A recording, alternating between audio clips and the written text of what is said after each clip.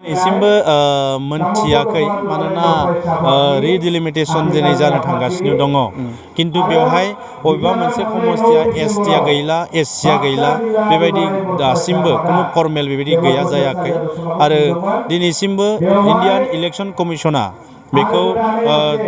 Kokrajhar Lok Sabha समस्तिखौ ST दानबाय होननानै फोसावाखै बियो हयथ' सोरनिबा बांसावनाय जागोन बियो माब्लाबो जानो हाया क'क्राझार समस्तिया लकसभा समस्तिया एसटि आरो बे जेब्लायबो एसटियैनो थागोन जोंहा गरेस्वर तामुलपुर गरेस्वर सकनिफ्राय आप टु गरेस्वर ओनसोलसिम मोनसे 20 किल'मिटारनि जि लामा बे लामाया जोंनि थाखाय जोबोर ओंथि गोनां आरो इम्पर्टेन्ट लामा बे लामाखौ जोङो मुंख्लं मनेस्वर बसुमतारीनि मुङाव दोननो थाखाय आं आसाम सरकारनिसिम खावलायदों बे लेखायै दिनैहाय जोंनि आसाम सरकारनिफ्राय जोंनो खोथा होदों बे लामाखौ मुंख्लं जोंहा मनेस्वर बसुमतारी मुङाव बे लामाखौ दोननाय जागोन आरो थाबैनो बे लामाखौ मावफुंनो थाखाय दिनै आसाम सरकारा खोथा होदों मानोना बे लामाया तामुलपुर जिल्लानि गेजेरजों बारलांनाय आरो तामुलपुर जिल्लाखौ